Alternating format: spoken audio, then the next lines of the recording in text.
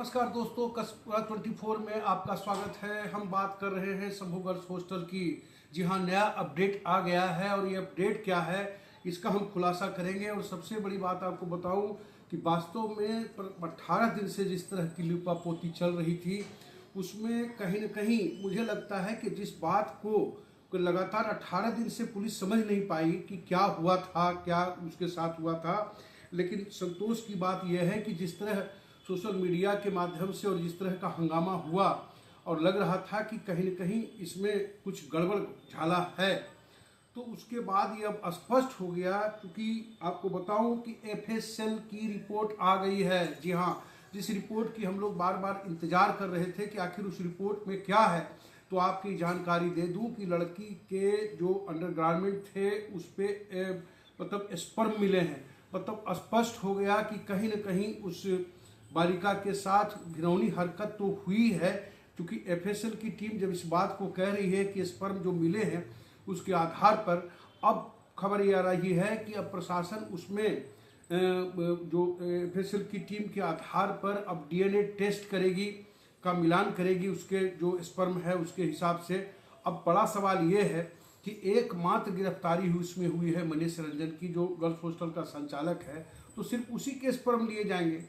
लेकिन अदर कोई और है और उसके खुलासे अब तक नहीं हो पाए।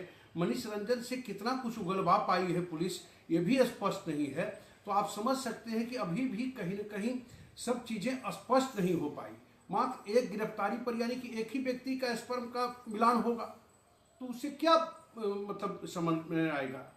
तो हो सकता है कि वो इसमें न हो, कोई और उसमें इंडल्ज हो।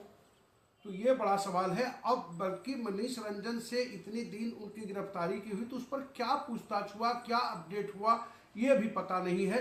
बहरहाल हम एक इंतजार करेंगे।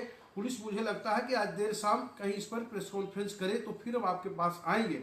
लेकिन एक और बड़ी खबर इससे जुड़ी दे दूं कि ये इतने दिनों बाद, यानी 18 दिन बाद आज ये हुआ कि एफएसएल की जो टीम की रिपोर्ट के बाद हेमंत झा और रोशनी कुमारी, आपको बताऊं कि एसएचओ है जो रोशनी कुमारी चित्तूर नगर थाने की, उनको निलंबित कर दिया गया है। हाँ, हेमंत झा जो आईओ थे इनको निलंबित किया गया है। 2 लोगों को निलंबित किया गया है। अब आप बताइए कि इतने दिनों से, जब शुरू में ही आपको याद होगा कि एसपी ने एक प्रेस कॉन्फ्रेंस किया था जिसमें बताया था कि लड़की के साथ ऐसा कुछ नहीं हुआ। 3 दिन बाद उन्होंने बताया कि नहीं, इसके साथ सेक्सुअल असल्ट हुआ है। और अब तो इस एफएसएल की जब टीम की रिपोर्ट आ गई तो ये तो स्पष्ट हो गया ना कि सोशल मीडिया ने जो मामला उठाया वो तो सही हो गया। अब बड़ा सवाल ये है कि इसमें कौन गुर्गे हैं, कौन लोग थे। अब एक व्यक्ति के एफएसएल यानी कि स्पर्म के आधार पर उसका जो एफएसएल टीम जब मिलान करेगी तो एक व्यक्ति पर तो क्या होगा। बहरहाल अब ये बड़ा सवाल उठ गया है कि ये तो स्पष्ट हो गया कि लड़की के साथ गलत हुआ एफएसएल की रिपोर्ट के आधार पे। तो अब मुझे लगता है कि पुलिस आगे क्या करेगी। 2 लोग सस्पेंड हो गए हैं, तो मुझे लगता है कि इतने 18 दिन लगे पुलिस को इन चीजों को खंगालने में।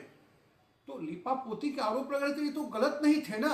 आपको 18 दिन लग गया ये सारे रिपोर्ट इकट्ठा करने में, और अभी तक पुलिस इन कंक्लूजन पर नहीं पहुंची है कि आखिर कौन लोग इसमें थे, कौन कौन लोग इन्वॉल्व थे, कहाँ चीजें चली गई।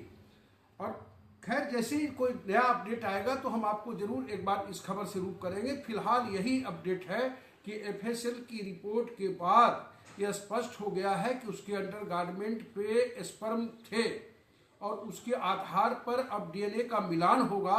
लेकिन एक ही व्यक्ति का मिलान होगा, तो वो पता नहीं वो उस व्यक्ति का है या नहीं है।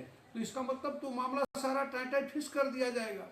जब तक 4-5-6 गिरफ्तारी नहीं होती मनीष रंजन को, अगर कड़ी पूछताछ की जाए तो स्पष्ट हो जाएगा ना कि और कौन कौन लोग यहाँ आए थे। लेकिन इसका खुलासा अब तक नहीं पुलिस कर पा रही है। बहरहाल आगे हम देखेंगे कि पुलिस आगे क्या कुछ करती है। लेकिन ये स्पष्ट हो गया। मिलेंगे फिर, जैसे ही कुछ नया अपडेट आएगा फिर आपसे रूबरू होंगे।